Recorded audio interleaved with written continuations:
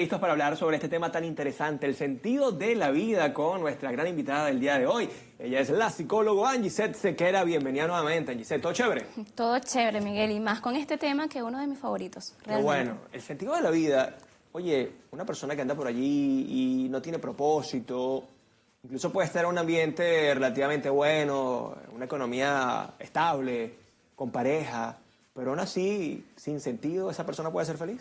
Es bastante complejo, comenzando que la felicidad es abstracta. Ok. Acabas de comentar que quizás teniéndolo todos aún no se puede sentir feliz, pero no se siente feliz porque no concibe o no consigue en dónde drenar dicho propósito de la vida o dicho sentido de la vida. Ahora, el sentido, ¿cómo lo podemos de alguna manera llevarlo a lo tangible, a lo físico, pasar de lo abstracto a, mira, este es el lineamiento? Porque fácilmente yo pudiese decir, el sentido de la vida es servirle a otro o servirles a muchas personas. ¿Cómo se logra esto? ¿Cómo lo materializamos? Aquí va a sonar quizás algo cliché lo que voy a decir, pero sencillamente conociéndonos. Ok. Primero, en principio, conociéndonos, dónde estamos, cómo nos ubicamos, quiénes somos. Identificando todo este tipo de aristas en nosotros mismos, nosotros podemos concebir qué nos puede hacer felices, cómo podemos incluso mediar con la tristeza, porque no todo es felicidad, por supuesto, el conjunto de emociones y cómo podemos entonces conseguir el sentido de la vida, el propósito de la vida y el significado de la existencia misma. Ahora, Gisette, hablamos de vocación, hablamos de propósito, hablamos de misión, de pasión, que es muy el Ikigai, ¿no? Sí. El Ikigai y el sentido de la vida va de la mano, es algo similar, incluso hay elementos que también componen el sentido de la vida. Si te fijas, es bastante peculiar, incluso ambivalente, porque si nos vamos citando lo que es El hombre en busca de sentido de Víctor Frank, él también indica que a través del sufrimiento se puede tener sentido de la vida. Ok. ¿Por qué el sufrimiento? ¿Aprendes? ¿Hay lecciones? Sí. ¿Te demuestras que puedes hacer más cosas? Porque es una emoción, es un escenario y a través del sufrimiento también puedes conseguirlo. Incluso sin hacer mucho spoiler, porque me encantaría que la gente se tomara esta oportunidad de leer el libro, valga la redundancia. Él incluso tiene este enfoque donde lo ha perdido todo e incluso perdiéndolo todo tiene sentido de vida y es lo que demuestra a través de su narrativa en dicho libro. Y el sufrimiento es latente allí. La vida de Víctor Frank para nadie es un secreto que fue bastante dolorosa.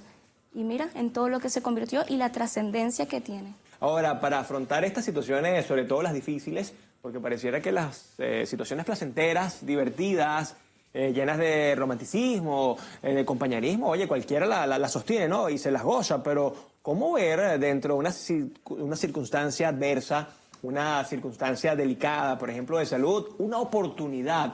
Hay un ABC, hay quizás un trabajo de inteligencia emocional, tiene que ver con la madurez, incluso tiene que ver hasta con lo espiritual, porque Víctor también tenía su parte espiritual, ¿no? Totalmente, considerando que nosotros somos seres biopsicosociales y también espirituales, en esto último la fortaleza espiritual es extremadamente importante. Y cuando hablo de una fortaleza espiritual, no precisamente en el marco religioso, lo espiritual también evoca el arte. Cómo nosotros nos sentimos, cómo podemos expresar, cómo nos identificamos como seres co-creadores que realmente somos. ¿Las personas acaso saben que realmente tienen la potestad de crear? Y crear significa poder modificar, mantener un movimiento. Y nosotros quizás estamos ausentes de este sentido. Ahora, esta creación, Gisette, me parece muy interesante. Parte del verbo, ¿no? Un verbo que en primer lugar tiene forma de pensamiento y que luego se va a convertir en verbo oral o en acción, ¿cierto? Sí. Y ese manejo del verbo, ¿cuáles son esas estrategias o cuáles son esas técnicas?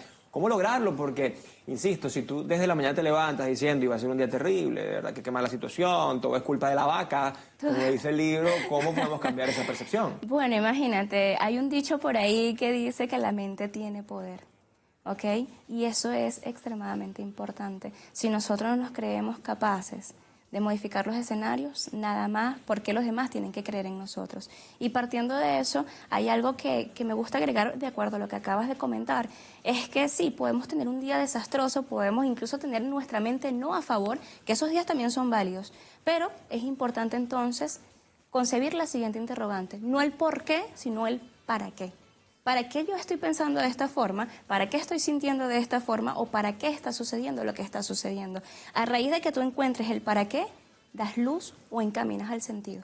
Estas dos preguntas a mí siempre me las hacían, ¿no? En 2020 cuando salí de la clínica, entré en 2020 y salí en 2021 con un coma inducido. Wow. De verdad que fue un momento bastante difícil. Y mucha gente hablaba del por qué y del para qué.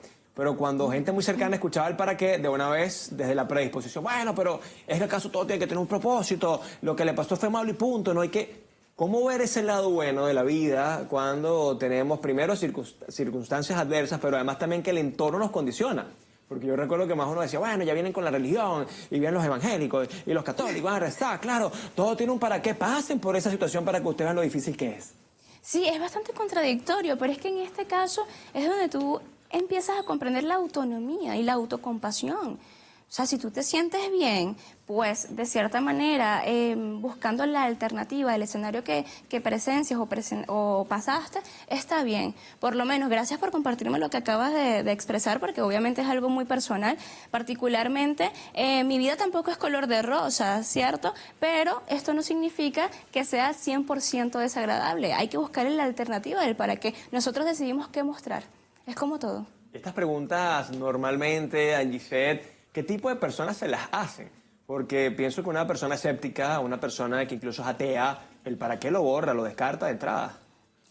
Sí, de cierta manera sí. También se busca o se posiciona este tipo de interrogantes en las personas que ya no tienen sintonía con la vida. O sea, que no hay un sentido. Sí, cuando dicen, ¿por qué estoy viviendo? ¿Para qué estoy viviendo?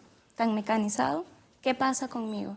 Y si te fijas, dentro del marco logoterapéutico, específicamente de la teoría de Víctor Frank, hace mucho énfasis en que pese a todo lo que te sucede, qué bonito o qué bonito darle una oportunidad a la vida, pese a los escenarios desagradables que puedan existir. Y esto me encanta, por eso en la próxima parte, Angisette, quiero que hablemos de cómo conseguir sentido a la vida. Tiene que ver con la vocación, con el propósito.